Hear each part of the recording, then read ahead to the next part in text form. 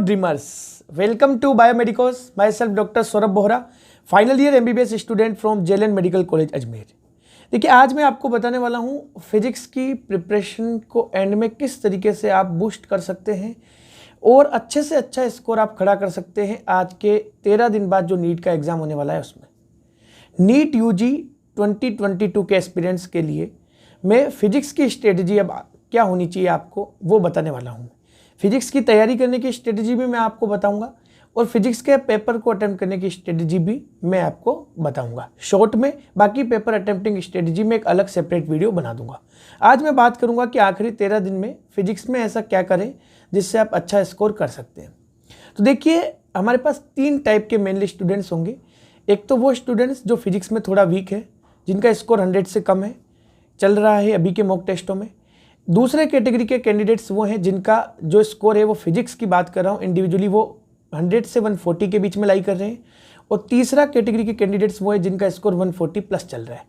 तो देखिए, सबसे पहले मैं बात करता हूँ जिनका स्कोर अभी 100 से कम चल रहा है उन्हें क्या करना चाहिए। तो देखिए, उन्हें मैं आपको अभी 35 इंपॉर्टेंट टॉपिक्स बताने वाला हूँ फिजिक्स के। इन सभी को एक बार पढ़ लो और इनके 3-3, 4-4 हर वैरायटी के क्वेश्चंस आप कहीं से भी अटेम्प्ट कर लो।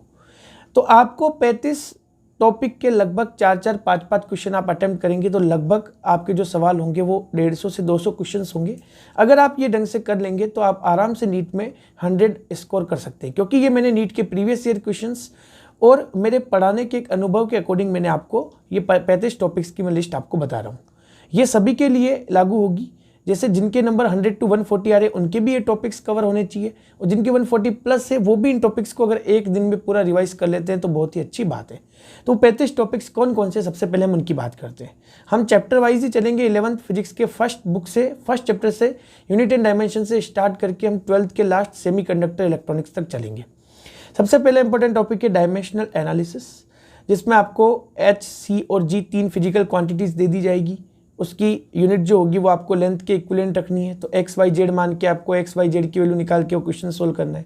तो उसके हम बोलते हैं डायमेंशनल एनालिसिस।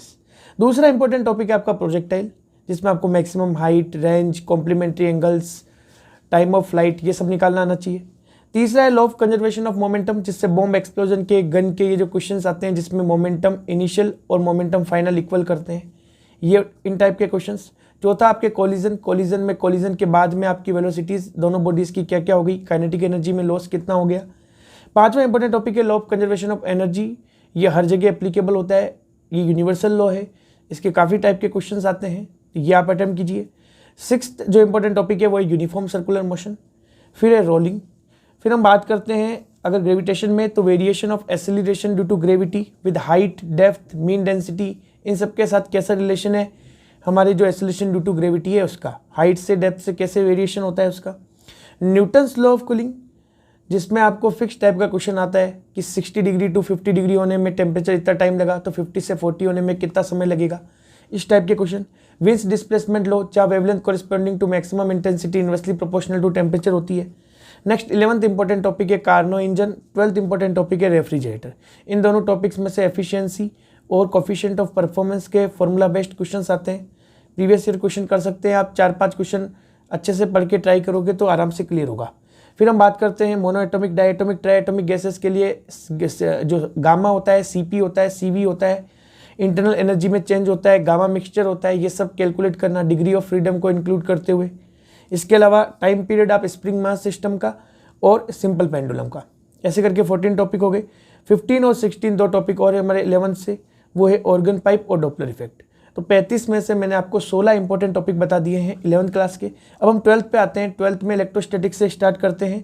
17 टॉपिक जो है हमारा 17th वो है गाउस थ्योरम। गाउस थ्योरम के एप्लीकेशंस की एक लॉन्ग वायर है, करंट मतलब बिल्कुल पॉजिटिवली चार्ज वायर है तो उससे एक पर्टिकुलर पॉइंट पे एक डी डिस्टेंस पे कितना इलेक्ट्रिक फील्ड होगा।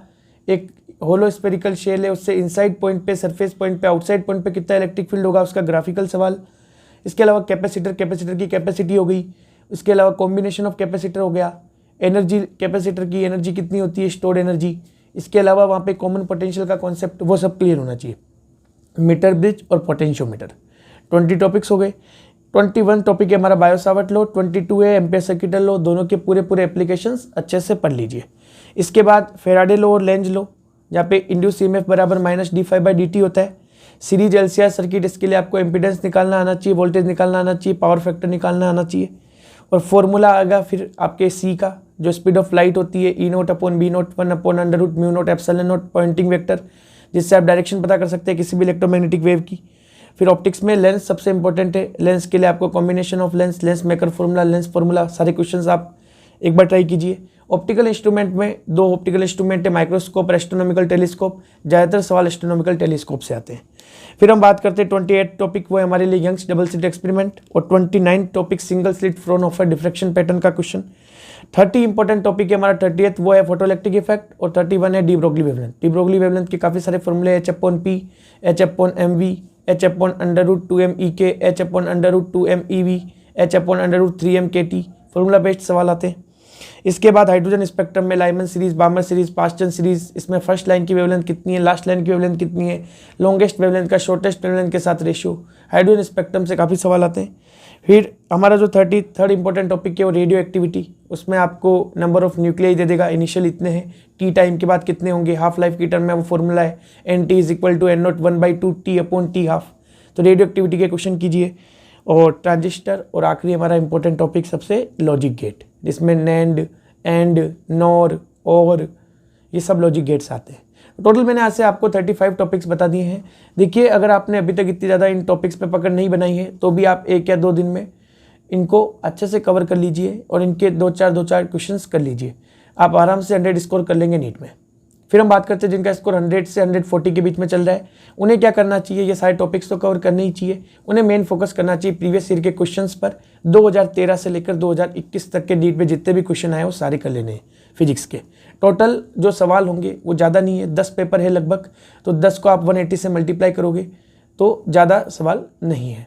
ठीक है, 180 भी आपको पूरे नहीं करने। अगर मैं फिजिक्स की बात करूँ तो 45 से मल्टीप्लाई करने 800 क्वेश्चन है लगभग फिजिक्स के।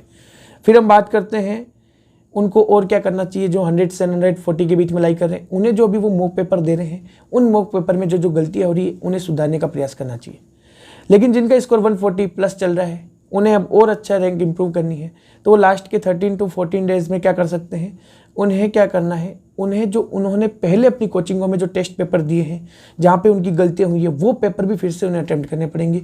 इसके अलावा उन्होंने जब सीधी सी बात है, अगर 140 प्लस स्कोर करें तो किसी न किसी कोचिंग का मॉड्यूल उन्होंने फॉलो किया होगा, तो उस कोचिंग के मॉड्यूल में जो इंपॉर्टेंट क्वेश्चंस होंगे जो आपसे पहली बार में नहीं होंगे, उनको आपने स्टार मार्क लगाए होंगे, उन क्वेश्चंस को भी एक बार फिर से अटेम्प्ट कीजिए। ज़्यादा समय नहीं लगेगा क्योंकि ये सारे क्वेश्चंस आपने पहले कर रखे हैं, लेकिन इससे आपका कॉन्फिडेंस भी बूस्टअप होगा और आपके जो पुराने कंसेप्ट जो हल्के फुल्के दिमाग से निकल जाते हैं वो भी आपके बिल्कुल क्लियर होंगे।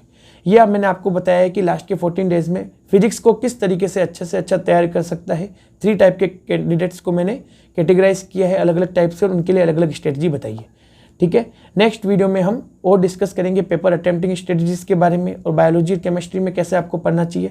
और भी आपको नीट UG 22 के रिगार्डिंग किसी भी तरह का कोई भी डाउट है, कैसे प्रिपरेशन करें, किस तरीके से काउंसलिंग होगी, कब रिजल्ट आएगा, किसी भी तरह का आपको कोई भी डाउट है, आप पर्सनल मैसेज कर सकते हैं, कमेंट सेक्शन में मैसेज कर सकते हैं। मैं पूरा रिप्लाई करने की कोशिश करूंगा। Thanks for watching the video. Please like, share and subscribe the channel.